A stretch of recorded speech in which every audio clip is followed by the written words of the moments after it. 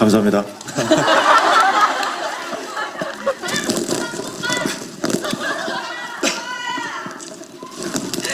네, 반갑습니다. 여기 계신 분들의 열기 또한 뜨거운데요. 지금 이곳 말고도 전국 15개 스크린을 통해서 생중계되고 있으니까요. 전국에 계신 관객분들에게 먼저 인사 말씀 부탁드립니다. 네, 안녕하세요. 배우 지창욱입니다. 네, 감사합니다. 네, 조작된 도시에서 권유 역할 맡고 있습니다. 예, 반갑습니다. 조작된 도시에서 민천상 역할을 맡은 배우 오정수입니다. 네, 반갑습니다. 반갑습니다. 김성호입니다. 우리 조작된 영화의 첫 유료 관객이 되어주셔서 너무너무 감사합니다. 복 많이 받으십시오. 고맙습니다. 네, 조작된 도시를 연출한 박광현입니다. 먼저 첫 질문은 지창욱 씨께 드려야 할 것 같아요. 영화에서 워낙 고생을 많이 하셨기 때문에 제가 아까도 잠깐 대기실에서 뵀는데 굉장히 짠한 마음이 들 정도였어요. 아마 지금 영화를 보신 분들도 저와 마찬가지가 아닌가 싶은데 첫 상업 영화 데뷔작이에요. 지금 이제 개봉을 앞두고 있는데 많이 떨리신가요? 사실 굉장히 떨리는 마음으로 개봉을 기다렸었던 것 같아요. 근데 막상 또 개봉이 이제 내일 앞두고 있는데 생각보다 처음에 정말 많이 긴장하고 떨렸던 것보다는 조금 많이 나아진 것 같아요. 영화 시사 후에 많은 평들이 쏟아지고 또 기자분들 만나서 인터뷰도 하셨는데 좀 인상 깊었던 영화에 대한 평이 있었나요? 사실 저한테는 굉장히 좋은 평들만 많이 해주셔서 네, 다 기억하고 싶어요. 다 기억하고 싶고 네, 그렇게 좋은 평을 해주신 것처럼 네, 관객분들께서도 이렇게 즐겁고 재밌게 봐주셨으면 하는 바람입니다. 영화에 대해서 좋은 평들이 많았는데 김상호 씨도 본인 영화에 직접 좋은 평을 하셨어요. 호평을 하셨는데 제가 직접 합니다. 평.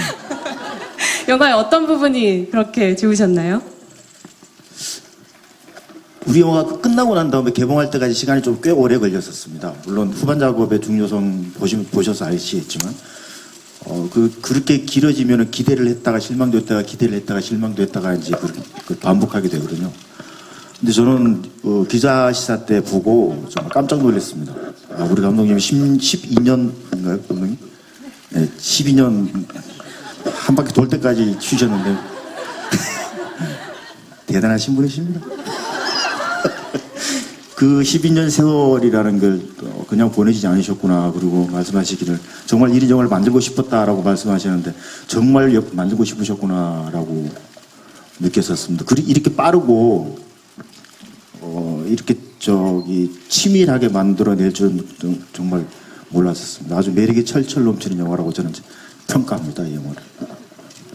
네, 오정세 씨 같은 경우에는 이번 작품을 통해서 박광현 감독님과 처음 호흡을 맞추셨는데 영화 속에서는 계속 소통의 부재에 대해서 안타까움을 많이 토로하셨는데 현장에서 감독님과 소통은 어떠셨나요? 잘 되셨나요?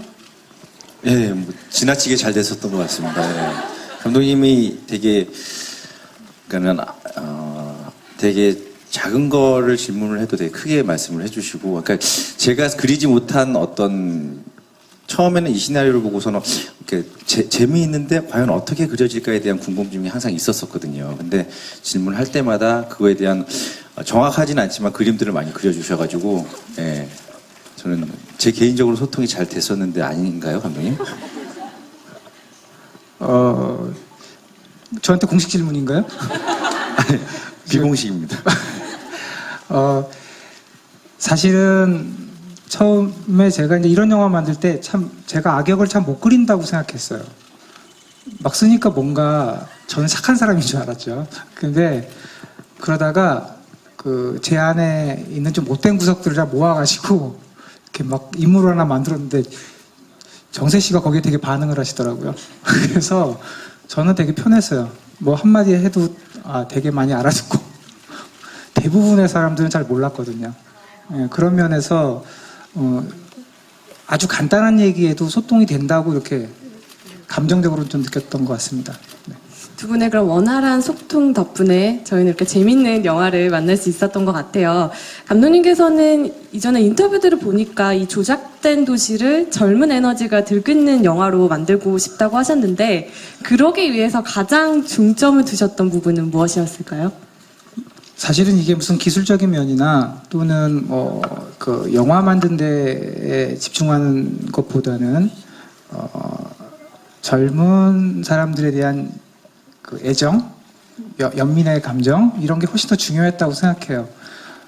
사실은 지금의 영화들을 보면 30, 40대에게 되게 이렇게 집중되어 있잖아요, 영화들이. 그리고 우리가 흔히 되게 유명해진 배우분들이라고 하는 분들도 대부분 거기에 다 포진되어 있고, 그러니까 젊은 세대들도 그냥 그 자기의 영화보다는 그 어른들의 영화를 같이 공유했던 것 같아요.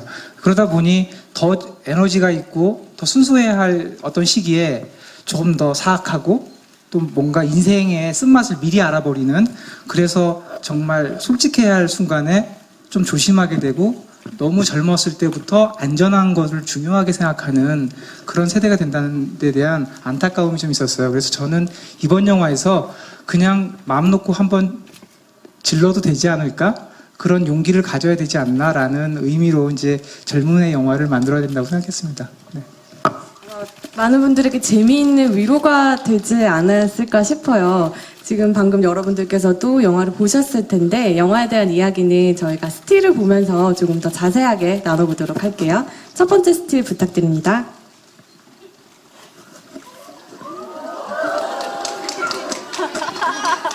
감사합니다.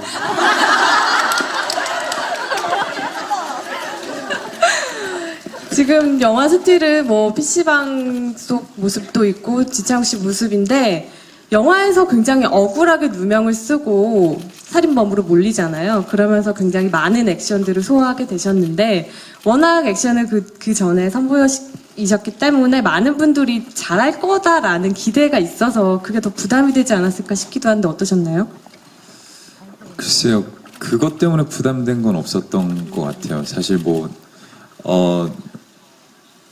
제가 다른 분들이 생각할 때 지창욱이라는 배우는 액션을 당연히 잘할 것이다 라고 그렇게 생각을 할 거라는 생각조차도 사실 그렇게 굳이 해보지 않았던, 네, 그래서 다른 사람들의 반응 때문에 그렇게 부담스럽지는 않았던 것 같습니다. 네. 그러면 가장 고생스럽다, 가장 육체적으로 힘들었다 하는 장면 있을까요? 저는 사실 교도소 안에서의 장면들이 조금 전체적으로 다 굉장히 많이 힘들었던 기억이 있어요. 장소도 장소였던 것 같고요. 그리고 감정적으로도 그렇고 체력적으로도 굉장히 많이 몰아갔던, 네, 촬영이었던 것 같아서, 네, 좀 저도 영화를 보면서 저 때가 굉장히 많이 힘들었다라는 생각이, 네. 아마 그 힘듦의 가장 큰 지분을 차지했던 분이 김상우 씨가 아닐까 싶은데요. 워낙 때리는 장면도 많았고 맞는 장면이 많았어요. 지창욱 씨 같은 경우에는 어떠셨나요? 김상우 씨, 여기 계신 지창욱 씨 팬들 앞에서 자리를 빌려서 말씀을 해보신다면 어떨까요? 그때 촬영에 대해서.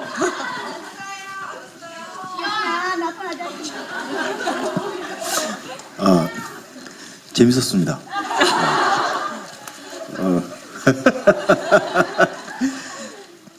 사실 제가 때리는 것보다는 저는 이제 먼저 분위기를 만들고 이제 창욱이한테 맞는 게 많죠.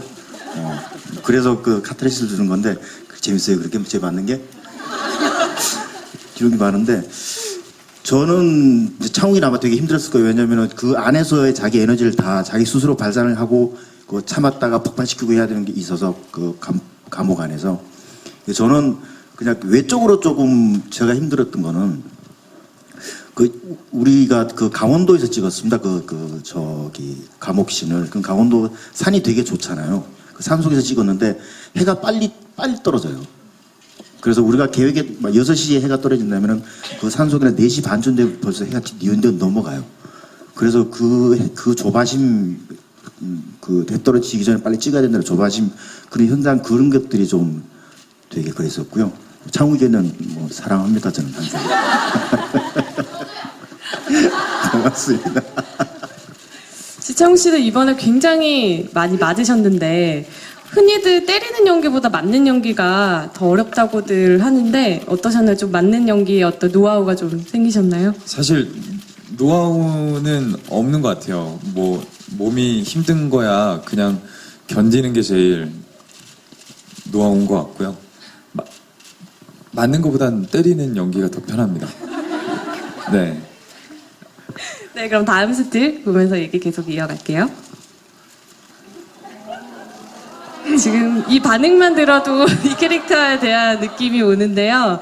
민청상 캐릭터도 굉장히 독특했잖아요. 특히 이 사람이 있는 공간도, 큐브라는 공간 자체도 굉장히 흥미로웠는데 이 인물을 굉장히 적극적으로 연기하시고 싶으셔서 여러 가지 아이디어도 내시고 그러셨다고 들었어요. 오정세 씨 같은 경우에는 이 인물을 위해서 특별히 준비하신 부분들이 많으셨을 것 같아요.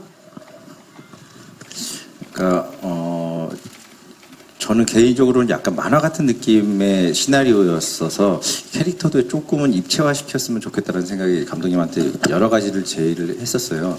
그러니까 이 인물은 정서적으로 장애가 있었으면 좋겠고 신체적으로도 장애가 있었으면 좋겠다라고 감독님이랑 얘기가 돼서 그럼 어떤 장애가 있을 수 있을까에 대해서 여러 가지 제안을 제가 드렸고 이제 감독님이 그것 중에서 이제 민천상에 맞는 저런 모습을 잘 이제 그려주셨죠. 예. 연기하시면서는 어떠셨나요? 어떤 인물로 다가오던가요, 민천상이라는 인물은? 사실은 관객들한테 이 인물이 이렇기 때문에 이렇게 악이라는 인물이 됐어요를 설득시키고 싶지는 않았고요. 그냥 스스로는 그런 것들이 있어요. 그러니까 민청상도 저 개인적으로 그냥 외로운, 잘못 표현이 되었지만 이 친구도 외로운 친구라고 저는 이제 설정을 했었고 사실은 처음에는 제가 생각했을 때 민천상은 약간 유약한 국선 변호사에서 나중엔 되게 극악무도한 어떤 악역에 대한 포인트를 가장 포인트라고 생각을 하고 이제 접근을 했었는데 그것도 중요하지만 이제 감독님이 저에게 말씀해 주신 건 민천상이 초반에 여리고 이런 게 아니라 처음부터 첫 번째 씬, 두 번째 씬에 나쁜 놈이네라고 오픈이 돼도 상관이 없다고 말씀을 해주시더라고요. 감독님이 생각하신 포인트는 그런 나쁜 놈이 어떤 능력을 갖고 있는데 저 큐브에 들어갔을 때 어떤 거기가 포인트라고 말씀을 해주셔서 조금은 중간에 제가 생각이 바뀌어서 민천상을 그리게 됐죠. 네. 감독님께서는 인물에 대해서 뭐 영화에 다 나오지는 않지만 이 인물의 뭐 배경 이야기랄까 그런 부분에 대해서도 생각해 두신 부분이 있으실 것 같아요. 만약에 뭐 똑똑하지만 외모적으로 또는 어떤 성격 이런 것 때문에 친구들로부터 좀 따돌림을 당한 친구가 있었다고 생각을 해보는 거죠. 그래서 계속 외롭게 지금 정수씨 말한 대로 되게 외롭게 성장을 해요. 그리고 점점점 삐뚤어져 가요. 그럴 때 되게 상상도 할 수 없는 아름다운 여성이 와서 저 이거 한번 해봐 주실래요? 라고 했는데 그냥 자긴 했는데 어머 되게 멋있다 이렇게 딱 얘기를 해주면 이 남자는 다 완전히 녹았을 것 같아요. 그게 단순히 예쁜 여자이기 때문이 아니라 인생을 살면서 딱 한 번 들어본 칭찬이었기 때문일 거라고 생각했어요. 그러니까 삐뚤게 자랐고 외롭게 자랐는데 누군가가 칭찬해 주는 거에 굉장히 흥분을 해서 그는 지금부터 하는 일이 악인지 선인지 옳고 그름을 판단하는 게 아니라 나는 그 사람에게 계속 만족감을 주기 위해서 그냥 앞만 보고 달렸던 것 같아요. 그래서 그가 지금 어마어마하게 악의 세력으로 넘어갔지만 여전히 그걸 모르고 있는 사람이면 어떨까라는 생각을 했어요. 그렇지만 그런 인물에 대해서 저는 영화적으로 지금 정세 씨랑 같이 얘기해서 만든 저 인물이 외모적으로만 드러나서 여러분들이 해석하기를 바랬고 굳이 설명해 드리고 싶지는 않았어요. 왜냐하면 그런 약간의 여백이 있을 때 재밌잖아요. 밖에 나가서 떠들고 쟤 왜 이랬지? 뭐 이렇게 그렇게 하기 위해서 좀 비워놓은 공간도 있었고요. 근데 그런 전사들은 좀 있었습니다. 네. 저는 큐브라는 공간도 굉장히 흥미로웠는데 그 민천상이 굉장히 전지전능한 신처럼 모든 빅데이터들을 조율을